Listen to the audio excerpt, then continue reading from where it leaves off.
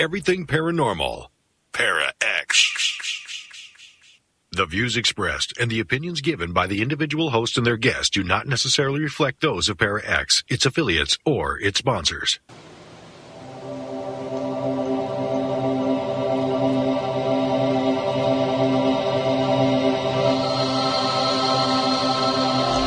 Merry meets and merry part, bright the cheeks and warm the heart.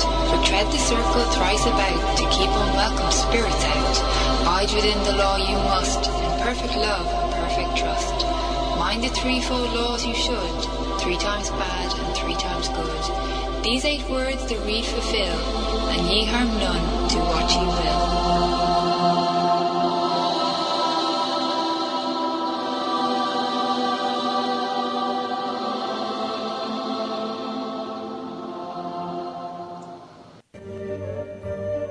Welcome to Stirring the Cauldron. Now, here's your host, Marla Brooks. And merry meet, everybody. Tonight, my guest is journalist Don Allison, and we're going to be talking about his book, I Met a Ghost at Gettysburg. Now, Don earned a Bachelor of Arts degree in journalism from the University of Toledo in 1980. And as a high school student in the early 70s, 1970s that is, yes, Don got his start in journalism as a sports writer and photographer with the weekly Advanced Reporter newspaper, which is now the Village Reporter. He joined the Bryan Times as a county editor in 1981, where he served as an editor and currently is senior editor. He's received numerous Associated Press and United Press International awards for his news, feature, and column writing. And then drawing on knowledge gained from a lifetime of study of the Civil War, Don has written extensively about that conflict. He and his wife, Diane, are the founders of Faded Banner Productions, which publishes books on the Civil War and the Northwest Ohio history. So we've got a lot going tonight, but those of you that are listening live in the broadcast and you're not in the Para-X chat room, come over where you can ask a question or share a comment to Don. And we're at paraxradionetwork.com. So Don, welcome. Oh, thanks for having me. Well, how can you go wrong with ghosts, you know? I mean, it's a good thing to do, and it's a great week to talk about it because, you know, Halloween was a couple of days ago, and today is the Day of the Dead. But, you know, when I keep thinking about that, I got to thinking that the word dead when it comes to ghosts, because, yeah, they're not human anymore, but the fact that we can contact them and they can contact us in a sense, I think we have to redefine that word instead of use for something better, because, you know, they're not here in the flesh, but they're very much alive, aren't they? Yeah, it's a physical death, but I think the evidence is overwhelming that our consciousness survives our physical bodies. Mm-hmm. But, you know, there are people who say they were diehard skeptics and thought there was no such thing as ghosts until they had some kind of an experience out of the blue that changed their mind. And I think you were kind of one of those. Exactly one of those. Well, how did that happen? Give me the story. My wife and I purchased an 1830s house in Northwest Ohio. We currently live here. It took us years to get it in livable condition. It was in horrible shape, but it had all of its original features, or other than from an addition done in 1869, and it was just worth saving. But as we started working on it, unexplained things happened, and I was starting to question my sanity because a lot of times I was alone. But then luckily other people would be helping and would experience the same thing, so I realized it wasn't me. I knew things were off to a strange start. We had just taken possession of the house. It was one of the first evenings. I'd come out after work to do a little bit of prep work, And as I was leaving, it was getting dark, and I went to shut. We have what I believe are the original 1835 double front main entrance doors. I went to shut the door, and one of the door was pulled from my hand backwards. And I just, what? And I looked, and there's nothing there, nothing I could account for it. It wasn't catching on anything. The door works great, latch works great. I couldn't explain it. And I started hearing footsteps when I knew I was alone, and different sets of footsteps. One, I do a lot of living history, so I recognize this as a heavy-set man wearing leather-soled boots. Very distinct sound. Never in the room I was in, generally a room or two over. Often upstairs if I was downstairs, and vice versa. And my wife experienced them, some other people did. So as I started to wrap my mind about this, I started talking about it to my coworkers at the paper. I need to update my bio. I have since retired, although I still do a weekly column for the paper. But my coworkers kept telling me, you need to write about this. I said, no. People think I've lost my blooming mind. I'm not going to write about this. I have a reputation to protect here. I eventually did get talked into it, and it turned out to be one of the best career moves I ever made. The acceptance was overwhelming. I must confess, when I was driving home from the printer, we had several thousand books in the back of the van. I looked at my wife. I said, what have we just done? And in my mind, I'm picturing myself in front of a room full of people doing an author talk and having people just laughing and poking fun at me. I mean, that was a very real fear. But I bit the bullet and went through with it. Boy, I'm glad I did. Yeah, I mean, and, the thing that was interesting to me was when I was reading the book, that when you were starting to see all those things going on, instead of ignoring it, your years of being a journalist compelled you to kind of dig deeper for answers. Like when you went and found the pine cone on the porch one morning, you were curious enough to research the symbolism of a pine cone rather than just pick it up and toss it away. I mean, that's what writers do, and it's a good thing. So did you, after you found out about what the pine cone meant, the symbolism, it kind of turned out sort of to be an omen, a good omen, wasn't it? And that happened, if not the day, I believe it was the next day after the door incident, if my memory serves me correctly. So instead of being freaked out, it was very calming when I realized what that was. And overall, the house has a very warm feeling. I won't say sometimes the entities, the spirits, the energy, whatever you want to call it, doesn't get a little bit upset with us or let us know they're not happy with maybe things we're doing. But overall, it's a very warm, welcoming feeling. Had it been not have anybody live there for a long time before you bought it? Was it just sitting out there waiting to be bought? Well, it was in horrible shape, and I was shocked to find out somebody had lived in it until just months before we bought it. I don't know how in the world they did it. The well had failed, so the gentleman apparently was bringing in water. What finally forced him to move out is the furnace died. I guess he tried using space heaters, but it wasn't enough, and that finally was it. Wow. Did you do kind of history on the house and find out if, people had passed away there or if it was some kind of a special historical thing? The history of the house is amazing. It was built by a War of 1812 veteran who was a judge, one of the first 3 circuit judges in this part of Ohio when the area was first settled.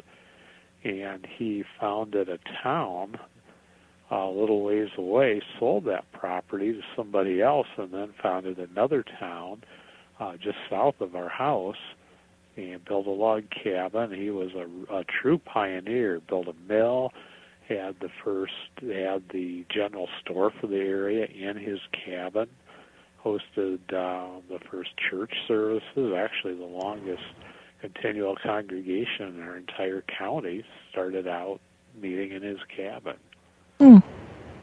Later, he died in 1846, and his children inherited the house and had it for a little while. It was an Underground Railroad site.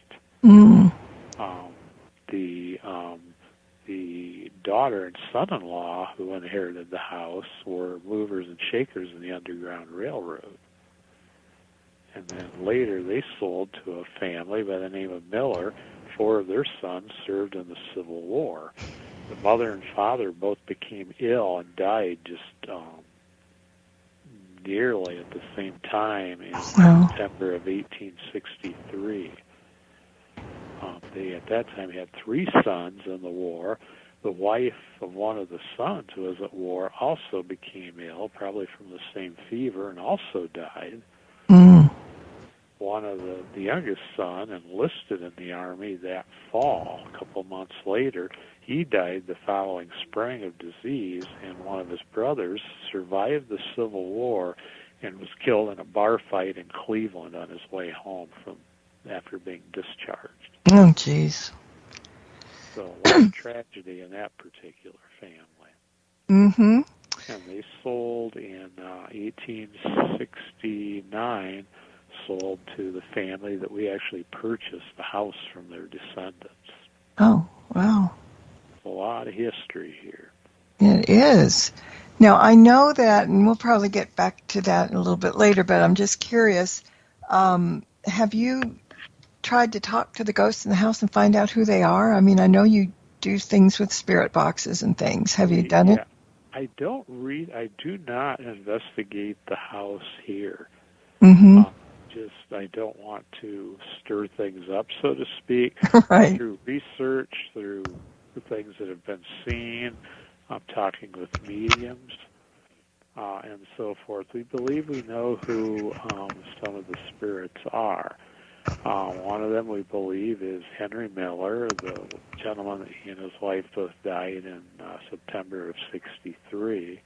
Mm-hmm. And I believe one that I have personally seen, I believe, is the wife of the soldier who died in 1863. And we have a young girl. This was not her home, it was her grandparents' home.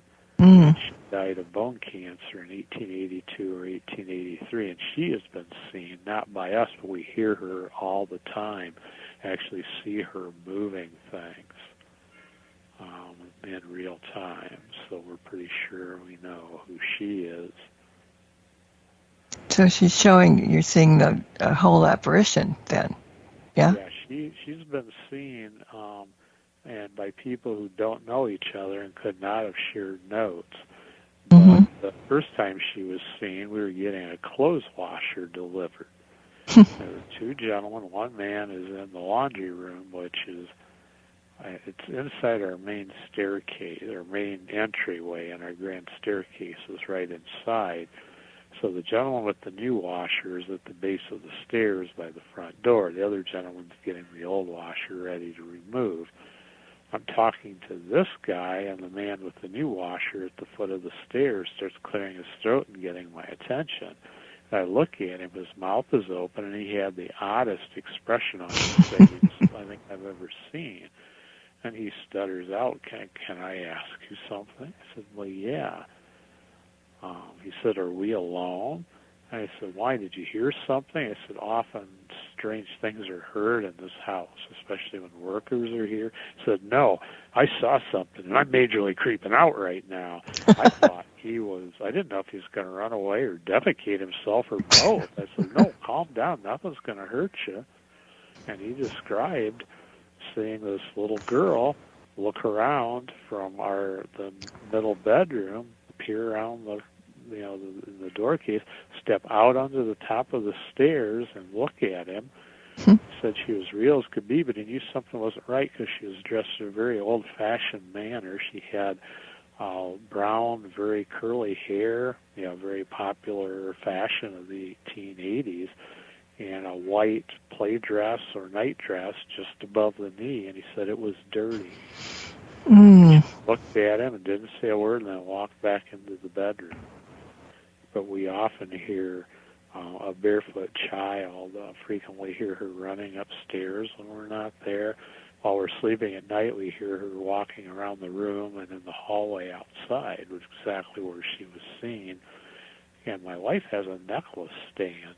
It's a reproduction Victorian necklace stand with a number of necklaces. One of the necklaces has a small bell on it, and we'll see and hear the necklaces rustle and watch the bell and hear the bell tinkle.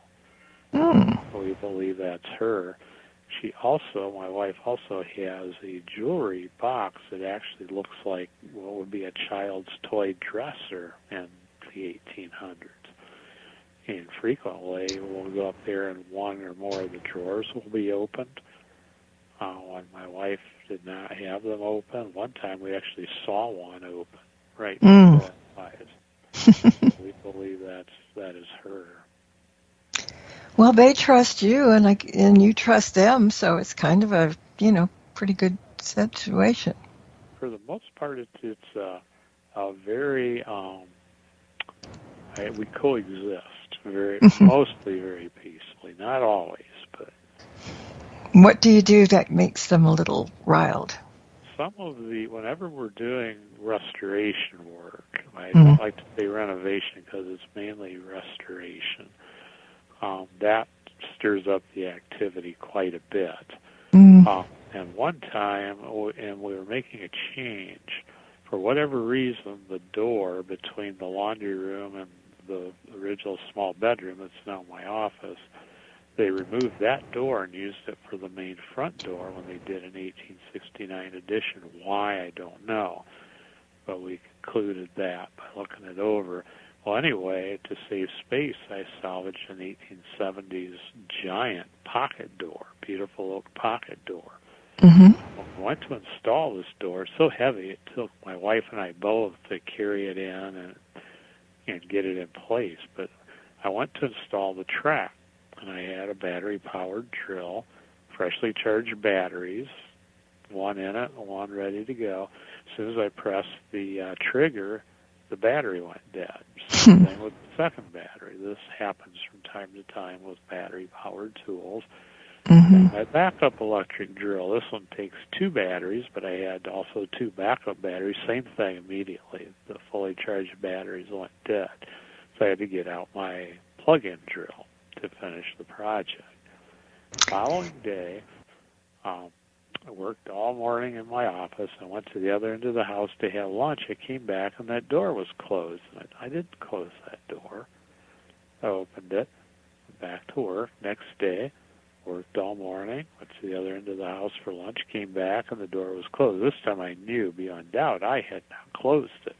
My wife and I were the only ones home, and she was down in the other end of the house with me, so I knew she hadn't closed it.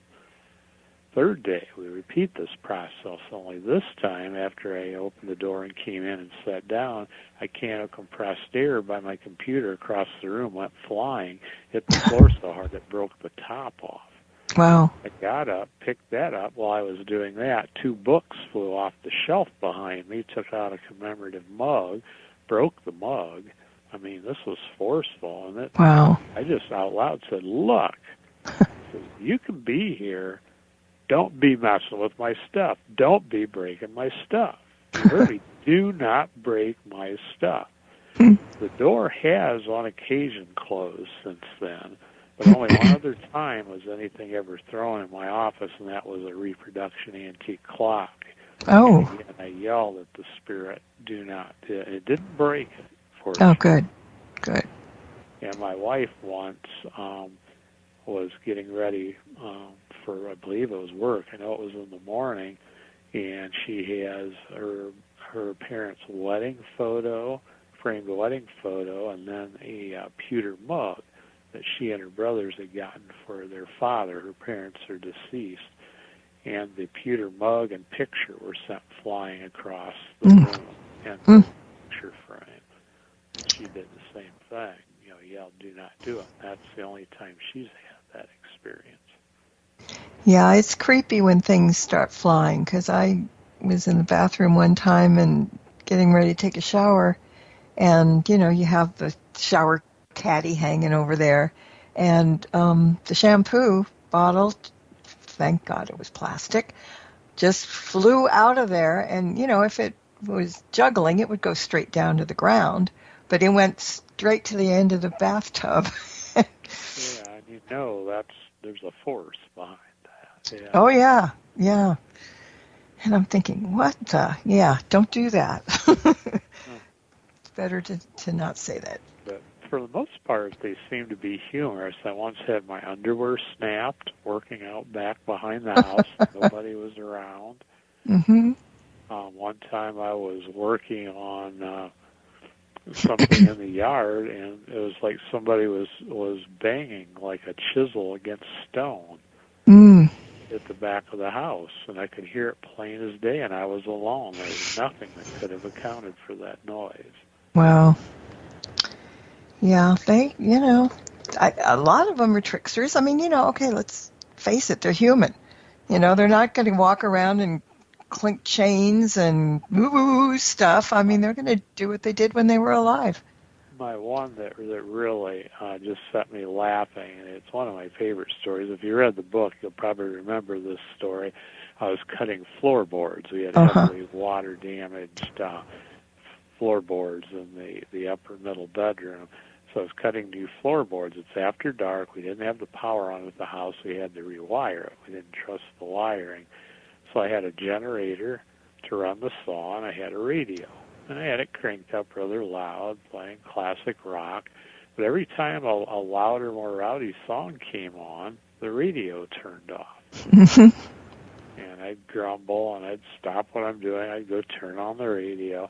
Well, after the third time, I got more than a little fed up. It's the first time I spoke out loud to anything. I said, "Look, I like the radio. I like my music. Leave the radio alone. Do not touch my radio. Do not turn off my radio." I went back to work. A couple minutes later, the song "Saturday Night's All Right for Fighting" by Elton John came on. Radio didn't turn off. My generator outside turned off. Oh. Fully gassed up. It was fine. It was actually switched off. I just stood there in the dark and laughed. What could I do? Do you think? You got me. Do you think that with the electric drill and the generator and the radio, I mean, these are things that they, except for the people that died in '63, but the older ones, they're maybe afraid of the noise and not understand what that they are, and maybe they do try to shut it down or throw something on it. It's quite possible. Another thing, especially early on, is I would have my radio switch to a Cleveland Indians baseball game. Mm-hmm. And there were times I would come out, like after work, to work at the house, knowing that I had not left a radio on. Not only would the radio be on, but it would be playing a Cleveland Indians baseball game. I don't even like the Indians. I'm a Detroit Tigers fan. I wouldn't have had it on that station. Mm-hmm. Just, what do you do? Yeah, you grin and bear it, and as you said, sometimes laugh. Well, and so you didn't know too much about dealing with the ghosts and spirits and everything, but along the way, I read that you kind of garnered your information about ghosts and the paranormal from TV shows like Ghost Hunters and from books like one of my favorite authors, Hans Holzer. Yes. I learned more from him than anything, at least starting out. Yeah, he was my hero. I mean, when I was a kid, and I was a kid when he was really popular, I used to go to the library, and I never went to the children's sections. I mean, I was 8 or 9 years old taking out Hans Holzer books. So, yeah. Like me, I was that way only with Civil War books. Yeah, let's talk about that a little bit. We got a few minutes before the break. Where did the interest in the Civil War come from? Well, my mother is from Alabama, my dad's from Ohio. They met Mm. in the Army, Korean War era, and met. As soon as he got out of the Army, they married, took up housekeeping here. But I spent a lot of time growing up in the summers in the South with relatives. I had an uncle who would take me to, like, little-known Civil War sites, like trenches out in the woods. Mm-hmm. And I knew that I had family on both sides, so I was just fascinated by it. Yeah, I mean, history is fascinating in itself, and to start something, you get the fever of it, you just can't stop once you start when it's something that really piques your interest, huh? And one of the greatest moments of my life when I realized there was such a thing as interlibrary loan, because I grew up in a small town with a small library, and I had read every Civil War book they had. And when the librarian told me, well, we can request, volumes from other libraries, it was like the gates of heaven had opened before my eyes. Mm-hmm. Yeah.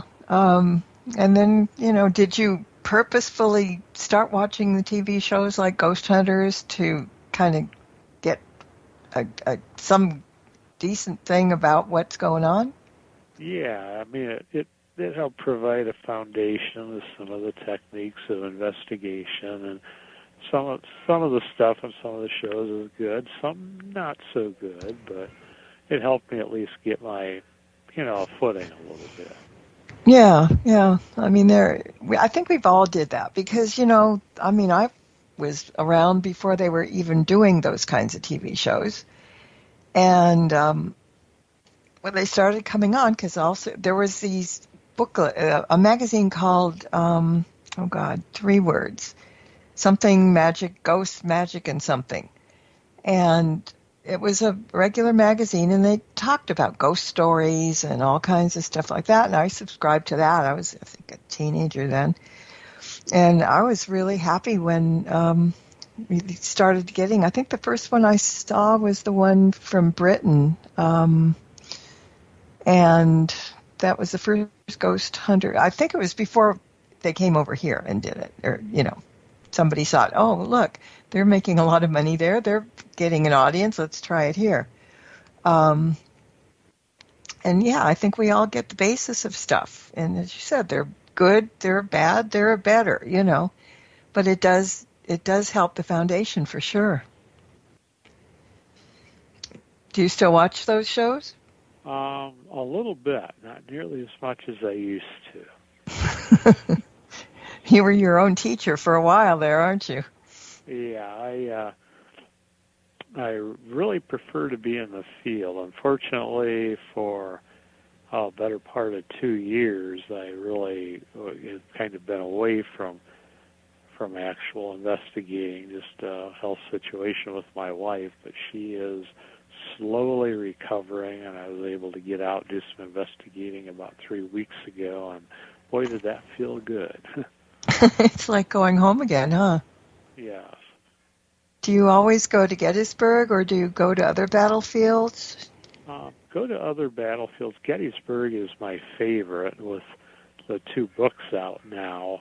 Mm-hmm. I met a ghost. I met more ghosts at Gettysburg. I do a lot of book signings in Gettysburg. Mm-hmm. I usually go several times a year. I only went twice this year, once in the spring, and then again about 3 weeks ago. Mm. Yeah, before it gets cold and snowy or whatever. Yes. Mm. But I had always liked Gettysburg, and I don't know how much time you have, but I can kind of relate why I think I was always so interested in Gettysburg. Mm-hmm. It's a bit of a long story, so maybe that's something to hold for after the break. Yeah, remind me when we come back. And to make it even easier, since it's just close enough, we're going to take that quick break. And when we come back, we'll be talking about what his Gettysburg experiences are and how he met a ghost at Gettysburg. So stay with us, everybody, and we'll be right back. Cauldron will be right back, so don't go away. If you end up with webbed feet, remember, you've been warned. Are you looking for a supernatural radio show that is informative and fun? A show with topics such as ghosts, Bigfoot, psychic energy, spirits, cryptids, and more, hosted by paranormal investigators with years of investigations under their belts? Then look no further than The Calling 2.0, powered by the Sim Crew, hosted by paranormal investigator Jerry and psychic medium Valentina, along with others. Tune in on Wednesdays at 8 p.m. Eastern Standard Time, only on the Para X Radio Network.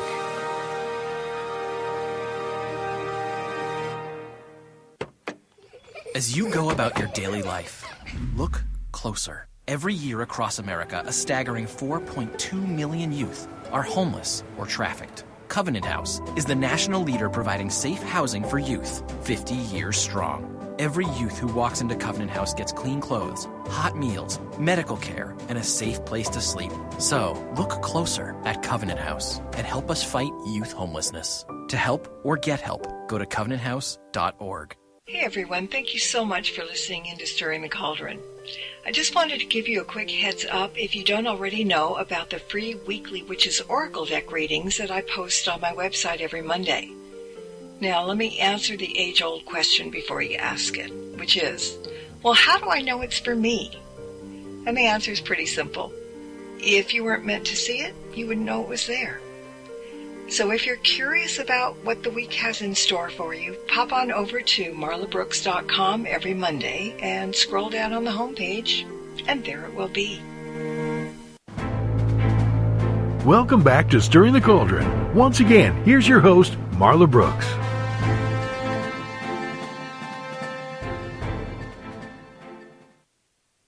And my guest tonight is Don Allison, and we're talking about his book, I Met a Ghost at Gettysburg. All right, tell the story now. Okay. Well, I've been fascinated with Gettysburg since I was a child. Found an Avalon Hill battle game on Little Round Top once when I was actually a young adult. It fascinated me. I had never been to Gettysburg, and at my wife's suggestion, then my fiance's suggestion, that was our honeymoon. Mm. And we later visited again, but I was always especially fascinated with Little Round Top. But it was always the 20th Maine Regiment that defended the end of Little Round Top, a very famous part of the Gettysburg battle. But in subsequent visits, always with family, my grandson or my wife, odd things would just happen. We would take photos with odd orbs, which I won't get into orbs, but I know some of them are easily debunked. I think some are spiritual in nature, but other things that happen, okay, something's going on here. So I started researching. Well, I knew that I had Alabama relatives, Confederate soldiers from Alabama. The ones I was aware of had all fought further west. But after having these strange happenings, I started looking into other branches of the family, and I found out I had a number of relatives in the Alabama Brigade present at Gettysburg, including a great-great-grandfather and a great-great-great-uncle in the 15th Alabama, and another great-great-great-uncle in the 44th Alabama, the two units that attacked the 20th Maine at Little Round Top. My family was there. I'd had that fascination, and it was only when things kept happening there that I looked into what was truly going on. What's really strange is I was involved in the movie Gettysburg through my living history affiliations, and of all things, I was a 20th Maine soldier for 2 weeks of filming for the movie Gettysburg. For one day, they needed more Confederates to flesh out the ranks of the 15th Alabama. Not knowing that my family was in that regiment, I was, for a day, a 15th Alabama soldier in the movie Gettysburg. Coincidence or? hard to chalk all that up to coincidence. Exactly. Yeah, and you mentioned, I mean, you are a Civil War reenactor for many years. How did that interest develop? Just from the war, had a very good friend who was very involved, and I found it's a great research tool. If you're actually spending a few days basically living as a soldier lived, doing the maneuvers and so forth, the different intricate maneuvers that were very much a part of being a soldier, you can really understand that when you're researching and you're reading what soldiers are talking about, you can picture it in your mind's eye and thus describe it much better as a writer. Mm-hmm. Well, writers have more open minds than other people too, and you listen, you learn, whereas some people just go do something and don't pay much attention, right? Yeah, that's the case in a lot of things. All right, so let's jump over to that trip at Gettysburg that was kind of like your life-changing encounter with the ghost that you met. Oh, with my grandson. Mm-hmm. Just, in a nutshell, we were there for the history, although he had experienced things in the house, and he was open to the paranormal, had his own experiences. I had registered as a journalist to give him some good, maybe behind-the-scenes experiences. One of the things offered to us was a ghost investigation. Well, I thought this was a touristy hoax. I had never been on an investigation, but he thought it was cool. He was 14, and I wanted him to have a good time. So, sure, Connor, we'll go on the investigation. Young, very earnest, knowledgeable young lady was our guide. We went to Sachs Bridge, which didn't really thrill me. I wanted to go somewhere where there's actual fighting. Sachs Bridge is a covered bridge. It was there during the battle, but wouldn't have been my first choice. And she had an array of investigating equipment we could use. We had our picks. We each took a K2 meter. We took a laser grid. We had a ghost box. I wish I would have grabbed a recorder. I did not, thinking there's no reason we would want to record any of this. And for an hour and 55 minutes of what was supposed to be a 2-hour investigation, there was basically almost nothing. With about 5 minutes to go, we ended up on the bridge, back on the bridge, with no one else around. We had it to ourselves, and we started getting some hits on the ghost box. Is anyone here with us? Yes. How many of you are here? 7, 8, 9. And what year is it? 1863. And we were getting some answers, and I'm rather intrigued, and in my mind, I'm wondering how this was faked. But those things died out, and it was March. It was getting rather cold. It was about time to quit, so the investigator went to warm up the car. Well, while we're sitting there, I thought, okay, if it really is 1863, if these are really soldiers, whatever, what would interest a soldier? I said, do you like jokes? And got a polite, yes, sir. Do you like music? And absolutely. I mean, really with inflection, like I'd insulted him. My grandson, bless his soul, says, can you play for us?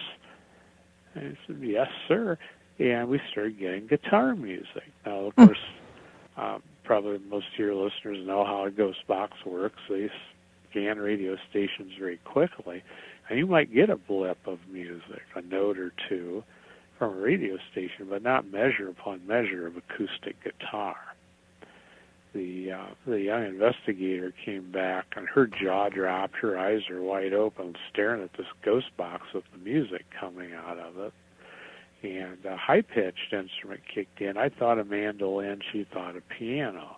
But this went on for minutes. When it finally faded, I said, wow, you're good. The voice says, thank you. I said, can you play some more? And absolutely. And played some more. This time harmonica kicked in. My grandson even recognized, it's a harmonica, Grandpa.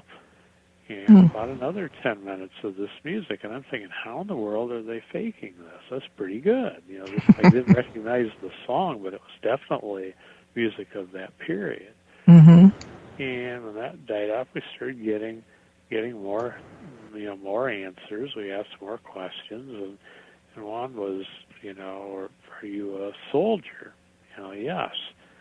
Well, what state are you from? We couldn't understand it, which, of course, is a common problem with ghost boxes.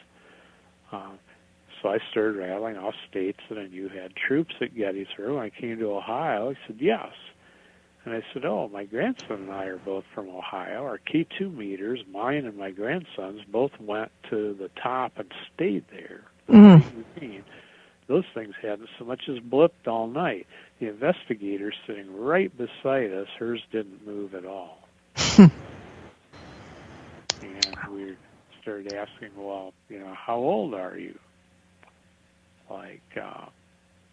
And I, not thinking you should leave time, and I asked, what unit were you in? Well, we got a 20. Well, what's your name? And it was clearly 3 syllables, like a may. On in the middle was quite clear, like a hard sound, hard like KSGS at the end. And the investigator kept asking, we can't quite understand, can you enunciate more clearly? And it's like whatever this was wanted us to get that name, kept repeating it. We could not make it out. And finally, we're talking more, and we got the word captain. That was unsolicited. I thought, whoa, that's interesting. And, eventually the investigator says, were you hurt? We get this blood-curdling male scream. Just sent chills down my spine. Still does, thinking about it. And then a woman crying. At that point, our box went silent, but some other people came on the other end of the bridge. We heard them getting some results of the ghost box, so we left. I peppered this poor young woman on the way back, how's this work? Have you ever had this happen? She said she'd never had that good an investigation, never heard music. She said it was pretty, really something. And I think, okay, I'm going to go home. So we got home. Well, first, when we got back to the hotel room, my grandson and I wrote down what he remembered, what I remembered, since it wasn't recorded. All was fresh in our minds, made sure we agreed, So it was a very, very clear report. Next best thing to recording it. Mm-hmm. And when I got home, I started looking up people in the field and talking to them. How do they fake this? And, of course, I'm getting the answer, no, you don't broadcast to these things. They scan radio stations. You can't broadcast to it if you're getting it.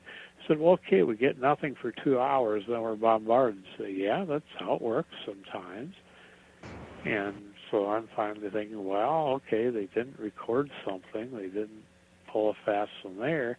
Were there any actual Ohio captains killed or mortally wounded at Gettysburg? So I looked up, and there were 7 of them. And as I'm researching, I come across the name Malin Briggs. 3 syllables, Malin, a hard GS at the end, Malin Briggs.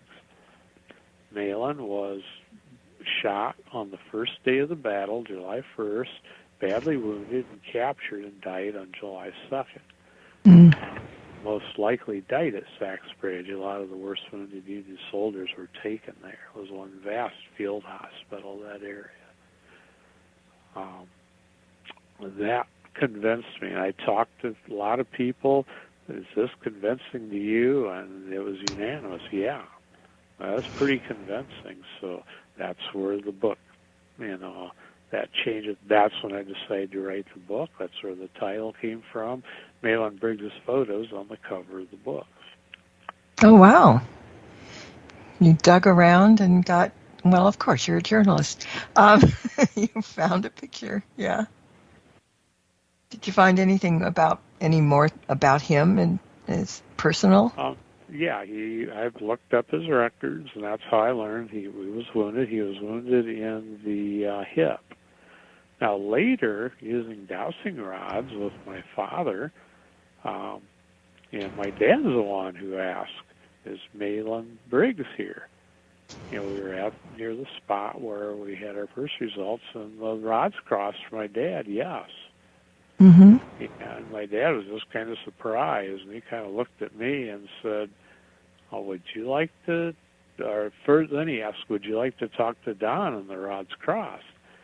So he gave me the dowsing rods, and so I'm asking, "You're Malin?" Yes. Were you wounded?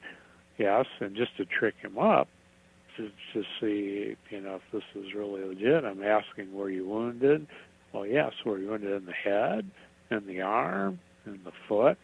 Nothing. When I said hip, I thought, okay, this is not really anything. But when I said leg, I got a yes.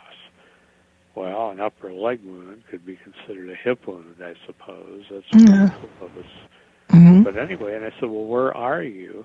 And the rods pointed off to the side, away from the bridge. And I repeated pretty much that same scenario there again at a subsequent trip. And, if he's still thinking it's 1863, he might not have ever crossed over, huh?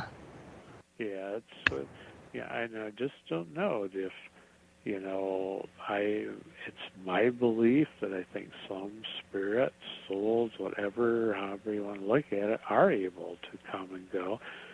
Some get stuck. Some, I think, choose to stay here. Maybe they're with friends who died in the same battle, people that they basically, went to war with, and, Yeah. with their lives. Yeah, it's just kind of sad in a sense, but yeah, I believe that a lot of the times you can come and go, but apparently that's not with him, because if he came and went, he would know that it wasn't 1863. Yeah, but I don't know that was him that gave us the date either, because we were getting multiple voices early on, too. Yeah, that, it's really fascinating when that happens, because some people will go out and they will never see anything. They won't hear anything. And, some people are very good at picking up EVPs and all sorts of things like that. Have you tried EVPs when you're out there ever? Yes. Had rather a humorous EVP at or not a humorous one at Gettysburg. I had a humorous thing with the ghost box at Sachs Bridge once. I gave a talk, and people wanted to actually see some of the equipment at work, so I took them out to Sachs Bridge, gave a talk at Gettysburg, and wasn't getting any results, but there were a lot of people there. But I had this young woman with a stroller walk by and say, "Ask him if he likes whiskey." And I kind of looked at her. She just smiled and walked on. So I said, "Do you like whiskey?" And we got the answer, "Oh, man, yeah." So I said, "Wait a minute." So I went and asked her. She used to lead investigations there. And had good results. Now, ironically, I tried that same thing with my dad, and we got the answer, "No, I do not." The whiskey question. Which my dad found rather humorous. But as far as EVPs, once we stopped at the 107th Ohio Monument, and there's a whole story about the 107th that I won't get into beyond. They were a German regiment, and I had an odd experience where they fought at one point on the battlefield that sparked my interest. But my wife and I just happened to end up where they fought on the first day. They were in the same brigade as Malin Briggs's Ohio unit. And we stopped, and I started just, calling out names of people I knew were in the regiment. And my wife started taking pictures, and only after I started calling out names, we got orbs filling the air. But it wasn't pollen or anything, because they weren't there before. And after I stopped calling out the names, they went away. Roll call. Yeah. So I got out a EMF meter. I said, "Okay, if you're here and you want us to know, I'm going to count to 3, and you touch this box and watch, you'll make this needle move. And but when I said 3, my wife took a picture, and then I heard her go, oh, my God. My needle had moved up about halfway on the dial, and she showed me the picture she took, and there was a large orb right above the K2 meter. And you could see it was between me and the monument to the regiment. Mm. Like, wow. So we're trying EVPs. We got back to the hotel room, and one of them was, my wife was asking, are you proud of your German heritage? I'm German. I'm very proud. Are you proud to be German? We got a clear, yeah.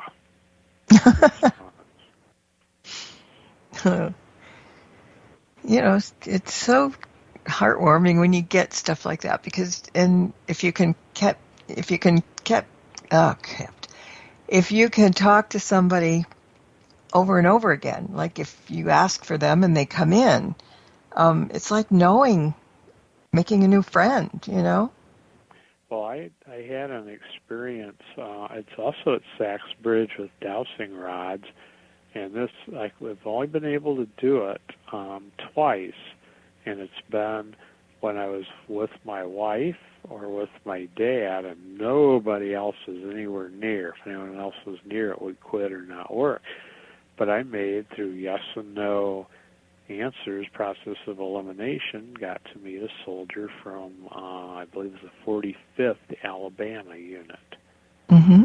It's by yes, no, are you a soldier, where are you from, rattling off states, his company, to the point that, did you miss anybody? Yes. Were you married? Yes. Did you have children? Yes. How many children? 1, nothing. 2, nothing. 3, yes. Wow.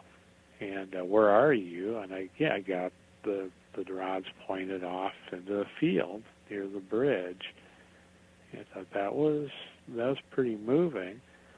And now deceased investigator who had taken me under his wing when I first started said, if you go to the same place repeatedly and make contact with the same spirit, they will often bring friends. So the second time, I tried to make contact once with a friend with me who was very skeptical and nothing. But then another time I was there, I believe my wife was with me. The third time I tried, and I got the same soldier to come through, and then I asked him, are you alone? Nothing. I said, is anyone with you? Yes. Is one person with you? Nothing. There are 2 people with you? Yes. And I said, are they from Alabama? Yes. Are they soldiers? Yes. So one of them was from his regiment, the 45th, but the other one was from the 15th Alabama. My ancestors' regiment. I said, did you know Frank Champion? And I got a yes answer. Frank was my great-great-grandfather who was at Gettysburg. That was pretty moving. But then I asked the soldier, and this still gets to me, I said, are you glad the chance to talk to me? Do you appreciate the chance to communicate with me? These rods that have been just crossing, clearly crossing, but not with high energy, those rods crossed and bounced off my chest at that question. They gave me a very, very emotional feeling at that point. Mm-hmm. Yeah, I wonder, if somebody thinks it's 1863, do they realize that who you're talking to may not be in the same year, They seem to have an understanding, although one of the best EVPs that I've ever heard from Gettysburg were some friends of mine are investigators, and they were investigating a Union field hospital site. Mm-hmm. And one of the investigators, this EVP is great, the investigator says, you won the war, you won the war, and you hear a guy whoop like his team had just scored a touchdown. Just, yeah, just yelling. Oh. EVP, so that I found fascinating. Yeah, well, the whole thing is fascinating, and You're very lucky to have opened your ears and your eyes and, just followed what you were going to find out. I guess you were meant to. I was just going to say, I think it was meant to be, because I really had nothing to do with it other than my training as a journalist and being a curious person. Well, that's a good start. People, maybe you became a journalist for that reason. You never know. It's the unknown, but it's an interesting unknown. Yeah. Well, we're almost out of time, but as you mentioned, you have another book called I Met More Ghosts at Gettysburg, and maybe at some point you'd like to come back and talk about some of those stories. Oh, I would be happy to. I'm working on a couple of other books on the paranormal. One is basically I was invited to take part in an essay contest on the best available evidence for the continuation of human consciousness after death. I was a finalist, but didn't win the contest, but I have the rights to the essay, so I want to make that less scholarly and more reader-friendly audience, and then also a combination of history and paranormal on the 107th Ohio. I always think that when we talk about ghosts and stories and everything, some people don't care about the history, but I really love the backstories too. To me, that's part of the evidence. Yeah. You can say, oh, yeah, we heard there was a murder long ago. Well, was there? When was it? Was there actually one? Who was killed? Get a name from the EVPs, that might tie to that. To me, that's a huge part of the evidence. It is. It really is. So where can people find you? On a website, social media? Where? Both. My paranormal books are at imetaghost.com. Easy one to remember. I couldn't believe that that domain name was still available, to be honest with you. And all my books, I do a variety of topics, are at fadedbanner.com, like an old flag. And, of course, you can go to bookstores. They don't have the book. They can order it in. Of course, you can get it on Amazon. But I prefer people go to the website. I get a bigger cut. And if you'd like a signed or personalized copy, I tell people just hit the contact button and send a message that you'd like a personalized or signed copy, and that'll get to me, and I will do that. Sounds good. Well, I want to thank you for getting out of your meeting in time to get us in time. I appreciate that. Oh, no problem. That was a good reason, good excuse to be able to take off when it was done. Oh, good. All right. Well, we'll get together and we'll figure out another time to tell some more stories from the second book. And in the meantime, we're going to thank everybody for listening in, and those live and the ones that are listening on the podcast. So until next time, everybody, blessed be and merry meet again. Good night. This has been another edition of Stirring the Cauldron with Marla Brooks. Be sure to tune in next week at the same time for another great guest and more fun. Any rebroadcast or other use of this program without permission is strictly prohibited. Copyright 2009.